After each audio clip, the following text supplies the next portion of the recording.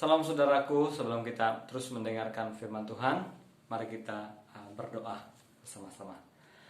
Bapa kami dalam kerajaan surgawi, sebelum kami mendengarkan firman-Mu, mari buka mata rohani kami, telinga rohani kami untuk mendengarkan firman-Mu. Sehingga firman-Mu terus berakar dalam kehidupan kami, sehingga hidup kami dapat menjadi berkat, dapat kuat dimanapun kami berada, sebab Tuhan ada bersama dengan kami. Terima kasih Tuhan, hanya di dalam nama-Mu kami berdoa. Haleluya, amin. Saudaraku yang kasih dalam nama Tuhan, pada hari ini saya ingin kita merenungkan firman Tuhan di dalam Matius 6 ayat 25 sampai yang ke 34. Saya akan bacakan firman Tuhan ini untuk saudara. Demikian firman Tuhan. Karena itu aku berkata kepadamu, janganlah khawatir akan hidupmu, akan apa yang hendak kamu makan atau minum, dan janganlah khawatir pula akan tubuhmu, akan apa yang hendak kamu pakai. Bukankah hidup itu lebih penting daripada makanan, dan tubuh itu lebih penting daripada pakaian? Pandanglah burung-burung di langit yang tidak menabur dan tidak menuai dan tidak mengumpulkan bekal dalam lumbung, namun diberi makan oleh Bapamu yang di sorga. Bukankah kamu jauh melebihi burung-burung itu? Siapakah di antara kamu yang karena kekhawatirannya dapat menambahkan sehasta saja pada jalan hidupnya? Dan mengapa kamu khawatir akan pakaian? Perhatikanlah bunga bakung di ladang yang tumbuh tanpa bekerja dan tanpa memintal. Namun aku berkata kepadamu, Salomo dan segala kemegahannya pun tidak berpakaian seindah salah satu dari bunga itu. Jadi jika demikian Allah mendandani rumput di ladang yang hari ini ada dan besok dibuang ke dalam api, tidakkah Ia akan terlebih lagi mendandani kamu, hai orang yang kurang percaya? Sebab itu janganlah kamu khawatir dan berkata, apakah yang akan kami makan? Apakah yang akan kami minum? Apakah yang akan kami pakai? Semua itu dicari bangsa-bangsa yang tidak mengenal Allah. Akan tetapi Bapamu yang di sorga tahu bahwa kamu memerlukan semuanya itu. Tetapi carilah dahulu kerajaan Allah dan kebenarannya, maka semua itu akan ditambahkan kepadamu. Sebab itu janganlah kamu khawatir akan hari esok, karena hari besok mempunyai kesusahannya sendiri. Kesusahan sehari cukuplah untuk sehari. Saudaraku yang kekasih dalam nama Tuhan, tema yang saya ingin kita renungkan pada hari ini yaitu tentang 4 alasan Yesus mengatakan jangan khawatir. Apa yang Yesus tekankan di dalam khotbahnya di dalam bagian ini, saudara, adalah tentang kekhawatiran. Yesus menyentuh hal ini karena jika kita lihat dari situasi politik pada zaman itu, memang orang Yahudi sangat tertekan dan keadaan yang sebegitu juga pasti memberi kekhawatiran dalam kehidupan mereka. Tetapi dalam bagian ini, saudara, Yesus berkata, jangan khawatir. Apakah alasan Yesus mengatakan jangan khawatir? Yang pertama, saudara, yaitu di dalam ayat yang ke-26 berkata, pandanglah burung-burung di langit yang tidak menabur dan tidak menuai dan tidak mengumpulkan bekal di dalam lumbung, namun diberi makan oleh Bapamu yang di sorga. Bukankah kamu jauh melebihi burung-burung itu? Hal yang pertama yang kita lihat, alasan mengapa Yesus berkata jangan khawatir adalah, saudara, karena Ia lebih tahu apa yang berharga. Yesus tahu apa yang berharga sehingga Ia memberi priority memberi prioritas, keutamaan untuk menjaga yang lebih berharga itu. Jika burung-burung di udara itu dipelihara, apalagi kita yang lebih berharga daripada burung-burung. Karena kita ini, saudaraku, diciptakan dari rupa dan gambar Allah.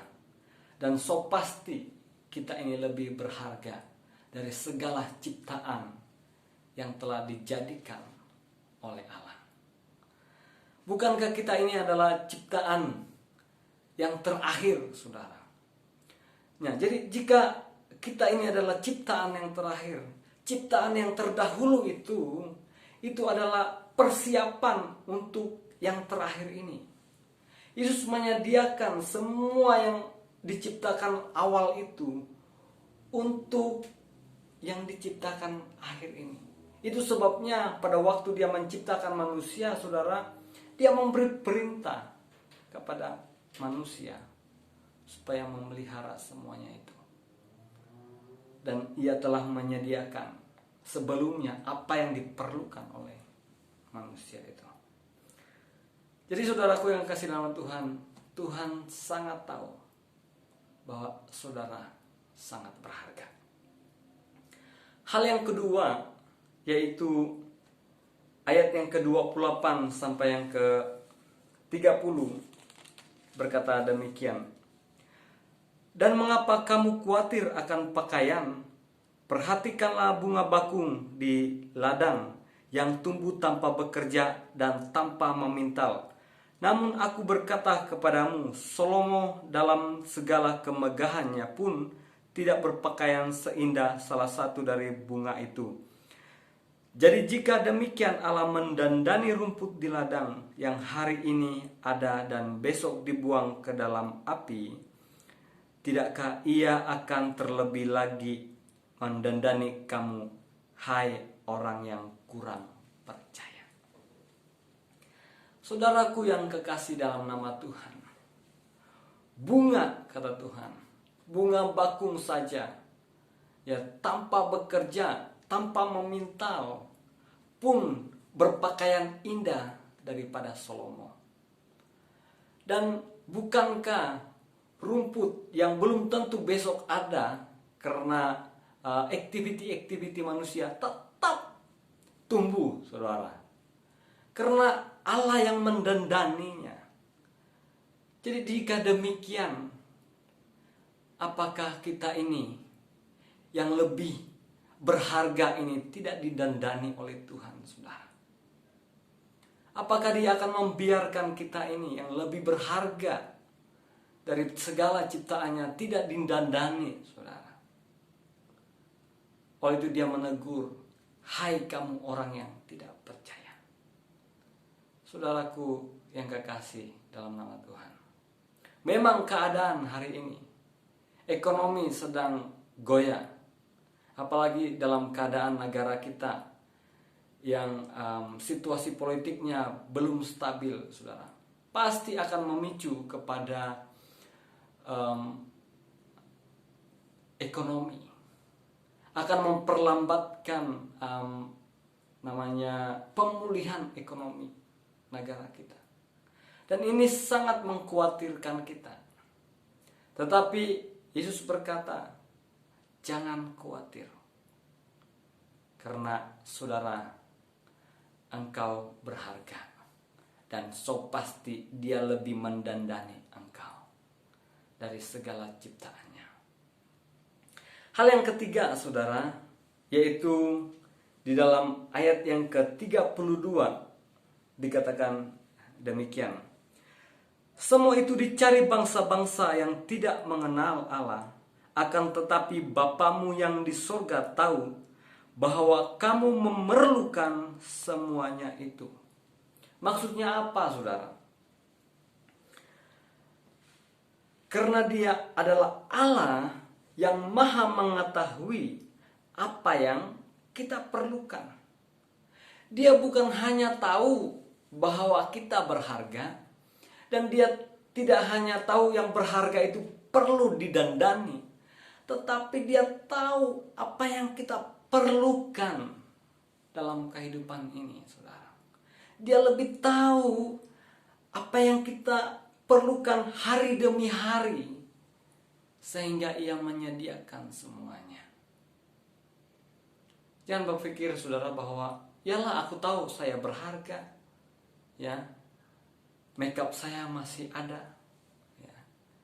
Tetapi saudaraku, hal yang lain saja pun Tuhan perhatikan dalam kehidupan kita. Karena Dia adalah Allah yang maha mengerti. Kemahatauannya itu melebihi daripada orang-orang yang mengenal kita, saudara. Oleh itu, saudaraku yang kekasih dalam Tuhan, percayai Allah kita. Dia adalah Allah yang maha mengetahui. Hal yang keempat, yaitu alasan mengapa Yesus berkata jangan khawatir, saudara. Nah, supaya kita fokus kepada perintahnya, yaitu ayat yang ke-32, 33, ya. Tetapi carilah dahulu kerajaan Allah dan kebenarannya, maka semuanya itu akan ditambahkan kepadamu. Maksudnya apa, saudaraku? Kalau kita khawatir, maka saudara, kita tidak lagi dapat fokus kepada apa yang menjadi perintah utama yang telah diberi oleh Tuhan kepada kita. Apa yang telah dipercayakannya kepada kita. Pada waktu kita khawatir akan apa yang kita perlukan, sehingga saudaraku, kekuatan energi kita tidak lagi dapat berfokus kepada apa yang menjadi perintah yang telah diminta oleh Tuhan kita laksanakan. Apakah perintah itu, saudara? Yaitu tentang kerajaannya, kerajaan Allah, tentang pemerintahannya. Ini berbicara tentang waktu Dia datang, saudara, sebagai sebuah pemerintahan yang akan kekal selama-lamanya. Dia mau kita menyampaikan kepada dunia bahwa segala pemerintahan akan lenyap. Tidak ada pemerintahan yang akan kekal, tetapi ada satu kerajaan kekal yang akan wujud di muka bumi ini, yaitu kerajaannya, pemerintahannya. Itu sebabnya, saudara, pada waktu Raja Nabukadnezar bermegah dengan kekuasaan, kerajaan yang dia miliki, Tuhan menegur dia. Sehingga Daniel memberikan pengertian kepada dia bahwa pada waktu patung itu berdiri, ya, ada satu batu yang kena pada patung itu, hancurlah patung itu, dan batu itu menjadi besar, dan kerajaan itu kekal. Itulah kerajaan Yesus Kristus. Jadi Allah mau kita memberikan pengertian ini kepada orang-orang yang ada di dunia ini, bahwa kerajaan apapun, sebesar apapun kerajaan yang dapat diandalkan di dalam dunia ini saat ini, saudara, tidak akan pernah kekal. Tidak akan pernah kekal. Tetapi ada satu kerajaan yang kekal, yang pasti akan sampai selama-lamanya. Itu adalah kerajaan Tuhan kita, Yesus Kristus. Dan yang kedua, yaitu apa yang Dia mau kita kerjakan, apa yang Dia mau kita lakukan, yaitu tentang kebenaran. Kebenaran yang telah diperintahkannya kepada kita. Dia tidak mau kita khawatir supaya kita dapat mengerjakan perintah itu, yaitu memerintahkan yang menyatakan kebenaran, bahwa hanya ada satu jalan menuju keselamatan, yaitu melalui Tuhan kita Yesus Kristus. Tidak ada jalan lain. Nah, kalau kita khawatir, saudara, firman Tuhan berkata, jika engkau tawar hati pada masa kesesakan. Dan saya tahu pasti bahwa pada masa kesesakan itulah yang di masa kita khawatir. Nah, firman Tuhan berkata jika engkau tawar hati pada masa kesesakan, maka kecillah kekuatanmu. Maka kekuatan kita untuk memberitakan Injil, kekuatan Allah yang menyelamatkan setiap orang, akan kecillah kekuatan itu, saudara. Jadi saudaraku yang kasih nama Tuhan, Tuhan berkata jangan khawatir. Ya.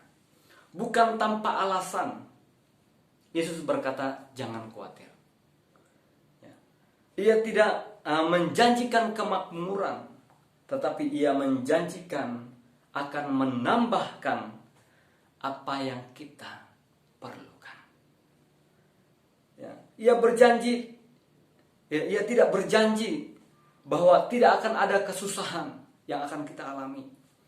Tetapi saudaraku, dia berkata, ya, kesusahan itu biarlah berlalu, jangan bawa untuk hari esok. Jadi saudaraku yang kasih nama Tuhan, Tuhan kita mau supaya kita tidak usah khawatir, ya, karena dia telah menjamin kita, dia telah menjamin masa depan kita. Ya, demikian firman Tuhan yang saya mau sampaikan kepada kita, saudara, pada hari ini.